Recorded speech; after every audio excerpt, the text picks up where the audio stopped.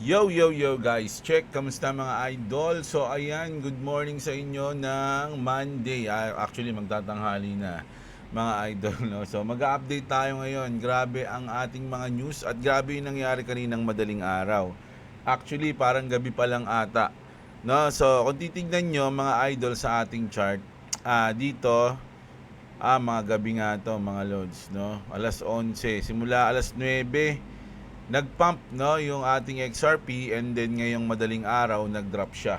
Ito yung ating Pulse Move Monday. Ito yung ating Pulse Move Monday mga idol. Pero as long na kasi nabasag niya yung ating ascending triangle mga lods Kita nyo naman, 'di ba? Nabasag niya. So ibig sabihin, may chance na tong umangat. Pero mako-confirm lang yan mga idol kapag nakita nyo to, itong dulo na to bago mag-drop mga lodi. Itong dulo na yan. Sana. Wait lang ayan. Ay ang dulo na yan, no? So once na ayan ay balikan, no? At ma-break niya yan, ayan, confirm na yan mga lods, no? Medyo magkakaroon na, dyan ka na magiging bullish. Pero dito, okay lang din to mga idol kasi as long na lumalayo tayo sa ating liquidation, mga lodi, goods na goods yan, no? Lumalayo tayo sa liquidation natin, sa position natin. Kesa naman nandito tayo sa loob, malapit na, medyo malapit. So ngayon, medyo lumayo siya, goods yan. Pero sa tingin ko, once na umangat siya dito mga idol, baka dito siya mag-travel sa ibabaw nung ating blue.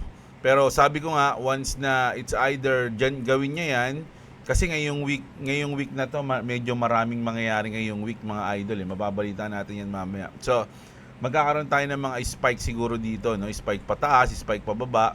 Medyo matindi ang mangyayari ngayong week natin.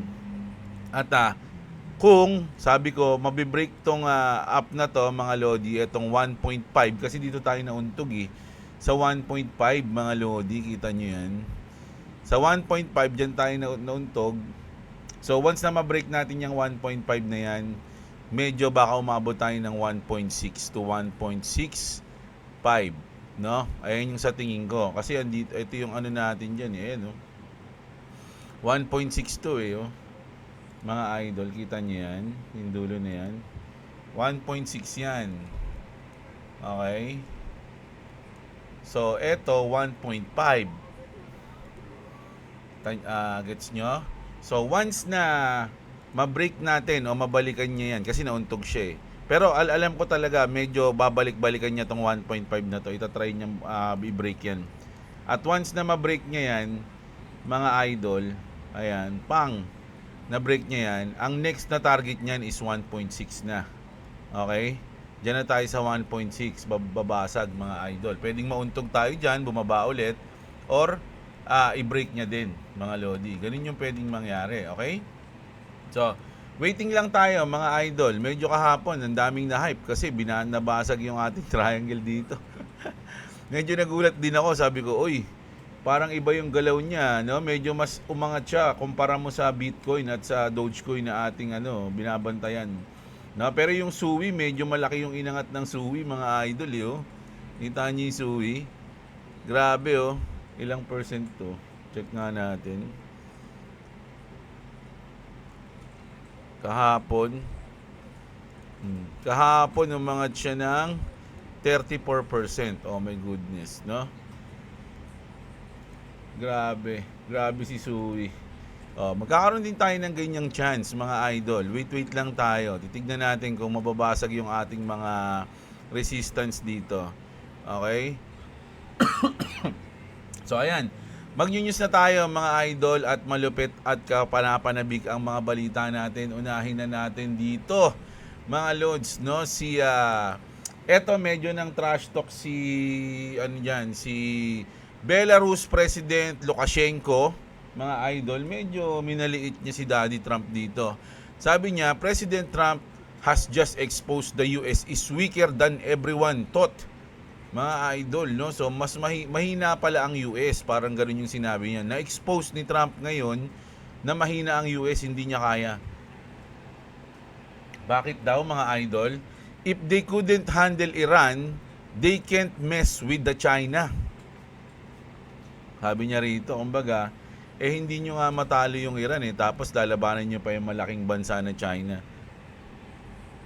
They will never be able to deal with that kind of power. Ayun yung sinabi dito ni President Lukashenko. So parang na-trash talk niya rito si Trump, mga idol. Speaking of Iran, mga Lodi, nagsalita ngayon yung kanilang representative. Iran walked into nuclear talks and handed the US a list of demands that reads like a victory speech. Parang ewan ko to sa Iran mga idol. Tama yung sinasabi ni Trump na pinaglalaroan lang tayo nitong Iran na to. Sabi dito, Iran says it would be a huge mistake to resume hostilities. Kumbaga, pag medyo mali daw yan kapag bumakbak ulit. Keep the nukes, keep the stockpile, keep the strait. The US rejected everything. Isipin nyo ang daming inalok ng Iran pero tinanggihan niya ni Trump. Sabi niya, I have just read the response from Iran's so-called representatives. I don't like it, sabi ni Trump. Totally unacceptable. Thank you for that. Ganun lang sinabi niya, mga idol. Totally unacceptable. So anong gagawin ngayon ng Iran? No? Ito, here are Iran's demand. And ito kasi yung dinemand ng Iran na tinanggihan ni Trump. No? And the fighting and gradual reopening of the Strait of Hormuz. Gusto na nila talaga buksan yung Strait of Hormuz kasi habang everyday nasarado yung Strait of Hormuz, ang laki nang nawawala sa Iran. US must lift its blockade on of Iran ports kasi nandun pa rin yung US Nuclear issue to be negotiated over the next 30 days. 30 days pa.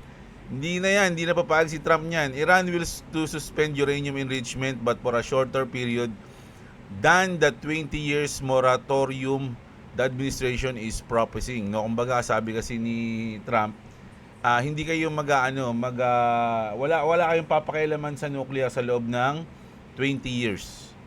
Okay? O ayaw ng Iran yun. Hindi pwede. Babaan nyo. Kahit ng mga 5 years lang.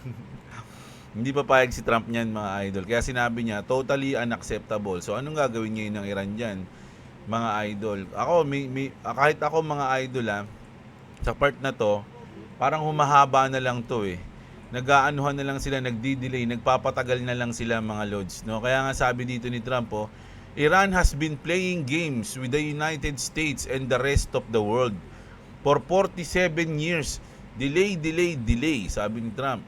And then finally hit a pay dirt when Barack Hussein Obama became president. Kasi parang tinitira niya rito si Barack Obama. He was not only good to them, he was great. Actually, going to their side, jettisoning Israel and all the other allies and giving Iran a major and overpowerful new lease of life. Hundreds of billions of dollars. Kumbaga parang in-spoil daw ni Barack Obama yung Iran Doon nagalit si Trump And $1.7 billion in green cash flown into Tehran was handed to them on a silver platter. Every bank in DC, Virginia, and Maryland was emptied out. Binigay lang dun sa Iran, mga idol. It was so much money that when it arrived, the Iranian thugs have no idea what to do with it. So, sobrang daming pera, mga idol. Hindi na alam ng Iran kung anong gagawin nila sa pera na yun. They had never seen money like this and never will again. It was taken off the plane in suitcase and satchels. And the Iranians couldn't believe their luck. They finally found the greatest sucker of them all, si Barack Obama. In the form of a weak and stupid American president. He was disaster as our leader, but not as bad as sleepy Joe Biden. For 47 years, the Iranians have been tapping us along, keeping us waiting, killing our people with their roadside bombs, destroying protests, and recently wiping out 42,000 innocent protesters, unarmed protesters, and lapping at our great country again. Great again country. There will be lapping no longer. Ayan, galit na si Trump, mga idol. So, sa tingin ko, maraming mapag-uusapan dito Sa tingin ko, mga idol after, magdi-decide si Trump dito after niya makipag-usap kay Xi Jinping, mga lods, no? Kasi isipin niyo nagbigay ng comment yung Iran, tas pagdating dito biglang sasabihin ng president ng Iran, "We will never bow our head before the enemy, and if talk of the dialogue or negotiation arises, it does not mean surrender or retreat." So, hindi mo nga alam kung sino yung ano dito, kinakausap dito. Yung isa okay, yung isa hindi okay. Kaya nabibisit na si Trump mga idol Asan na yun? Yung news ko na tungkol doon. Kasi pupunta si Trump, mga idol, sa sa China. Okay? Ng 13 to 15, magkakaroon sila ng usapan ni Xi Jinping, mga idol, at sa tingin ko mapag-uusapan nila yan, yung tungkol dyan sa Iran, mga lods. At magdidemand dyan si Trump, sa tingin ko, mga idol. So, ang nasa isip ko kasi, parang kakausapin niya muna o konsultahin niya muna yung China, mga lods, no? Pagdating, wala na, babakbakan ko na yung Iran, allied mo yan Manda ka na, parang ganyan siguro. Hindi ko alam mga idol. Pero, medyo matindi mangyayari dyan sa pag-uusap na yan. Ito yung schedule, mga Lodi, Monday. Ngayon, o mamaya sa US, mga idol. Magiging Fed chairman na si Kevin Warsh kasi siya na yung iboboto na papalit, no? Pero hindi pa siya upo kasi ang tapos ni Jerome Powell isa 15 pa. Pero siya na yung magiging Fed chairman. Tatapusin, kumbaga binoto na siya yung papalit. Ngayong Monday to Tuesday naman CPI report, tapos Wednesday PPI report. Na FOMC chair magsasalita pala si Jerome Powell. Di natin alam kung ano sasabihin niya sa Wednesday. Thursday naman, mga Lodi, Fed balance sheet, at Friday Trump meets Xi Jinping, no? Get ready for the most volatile week of 2026. So ngayong week na to, ito nga yung sinasabi kong volatile, at kaya sinabi ko na goods na medyo nag-up tayo ng konti kasi mas bad yan kung nag-drop tayo tapos biglang nagkaroon ng pagka-volatility, ang basag niya sa ilalim. Nako, baka abutin tayo dyan, mga idol. So, goods lang yung nangyari na medyo umangat siya, at ngayon niya medyo nagko-correction na ulit siya ngayon, no, mga idol. Kita niyo yan. No? So, medyo nagkakaroon tayo ng downtrend. So, titignan natin. Malalaman natin ang pagkilos nito alas 12 ng tanghali. Alas 12 ng tanghali onwards, doon natin makikita yan. Kung didiretso siya pababa o makaka-recover siya pataas. Alas 12 ng tanghali onwards. So, mag-11:30 na. Titignan natin yan, mga idol, no? And then, eto na nga, no? Balikan lang natin to kasi siyempre marami nagsasabi, ngayong 2026 is a bear market, okay? Bear market ngayon. Pero sa history, mga idol, nabalita ko nito nakaraan, sa loob ng bear market, hindi nagkakaroon ng 3 months consecutive na kulay green o positive yung months natin. Ngayon, kung titignan nyo, yung March and April natin, positive yan, kulay green. Kapag positive ngayong May natin, katakataka yun, mga idol. Kasi first time mangyayari yun na nagkaroon ng 3 green month, consecutive green month sa bear market. So baka hindi bear market ngayon. O first time in history.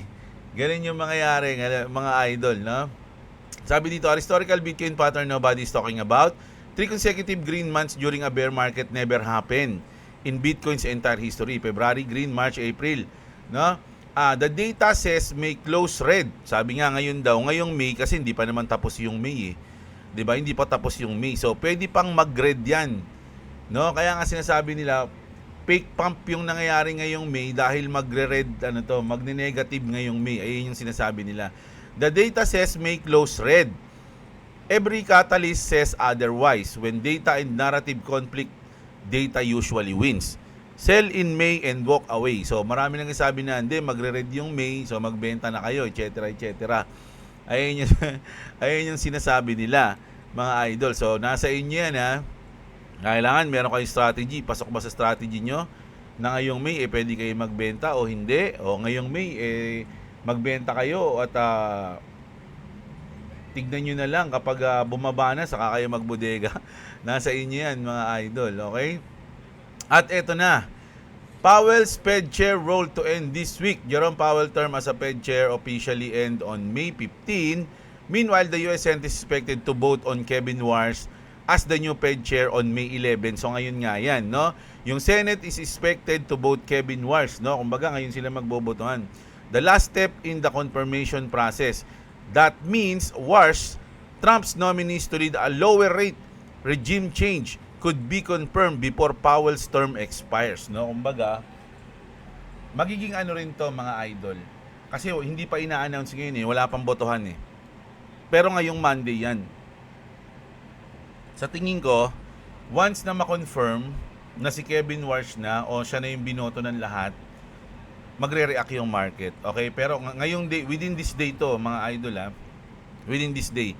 Kasi sabi nga dito, could be confirmed before Powell's term expire, the Trump nominee to lead the lower rate regime change ngayon, mga lods. No? Once na si Kevin Warsh na ang uupo, magkakaroon na ng ng parang advanced thinking, no?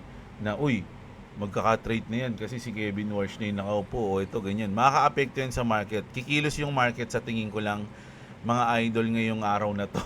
So maganda kayo mga idol expect the unexpected. Pwedeng biglang the last announcement hindi pala si Kevin Warsh, no? Bigla bumagsak hindi pala. Hindi pala siya yung binoto ng Senate. So, hintayin natin. Once na ma-confirm na si Kevin Warsh yan ngayong Monday, sa tingin ko magre-react yung market dyan. Punta na tayo dito sa XRP. If you're not monitoring blockchain activity, you're missing critical signal. That is the new security standard for crypto companies. And Ripple has met the standard since day one. So, pasok na pasok sa standard ng TRM, mga idol, yung XRP o yung Ripple. Antoinette O. Gorman, Ripple is the only crypto company that monitors and reports suspicious activity on the blockchain. So, pasok na pasok, mga idol, yung Ripple. Tapos, dito makikita nyo, meron ng mga vending machine, mga idol, na XRP. Ayan, XRP is moving further into the real world. Crypto ATMs are now showing up inside airports. Airports, mga idol, major financial infrastructure changes are happening right before our eyes. And tonight, at the top 10 p.m. Eastern Standard Time, the largest decentralized media platform on the XRP Ledger drops. Ayan mga lodi. So, meron tayong pinakita lang dito na ATM machine o yung vending machine gawa sa sa XRP. So, eto mga lods ito yung chart ng XRP. Maraming mga ngayon, analyst, no? Yung mga technical analysis master na hindi ako yun. Na medyo lahat sila halos ang tingin bullish ngayon, yung chart ng XRP. Sabi rito, I don't know who needs to hear this, but the starts just aligned for XRP. Clarity are coming. Naku, napakalapit na yan. Major bank partnership, naku, nangyayari na yan. Banking licenses loading, magiging bangko na, no? Ang trust bank na ang Ripple. Global adoption accelerating, mga idol, matik na yan. The old system is burning down. A phoenix is rising from the ashes. XRP Army, this is the moment we've been waiting for. Are you ready? Let's get ready to rumble. Ayan nga, mga idol And then, ito yung chart nila, no? At meron din ito, mga lodi. Medyo mas sang-ayon ako dito, mga idol Dito sa chart na to na ginawa ni Elliot. Tama ba? Si Elliot ba to? Si Elliot. XRP from Elliott Wave Theory perspective, I can personally see the potential for either of these two counts to valid, mga idol, no? The structural and rough, not exact measure.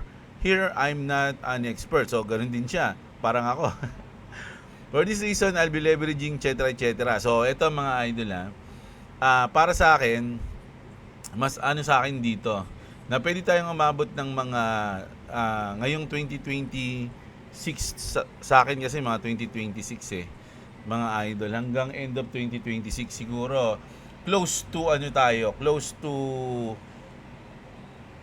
double digit. Close lang mga idol. Pwedeng 7, pwedeng 8, pwedeng 9, no? Hindi natin alam. Pero 2026 ganun ako. Hindi ako masyadong hindi ako katulad ng iba na 3 digit, 5 digit na. Hindi ganun, mga idol, no? Siguro kung aangat man to, siguro nga mga nasa ganun, close. And then magko-correction tayo sa mga susunod na taon. 2027 mga lods, no? Medyo magda-downtrend yan sa tingin ko din. And then 2028 doon medyo magre-recover ulit, mga lods, no?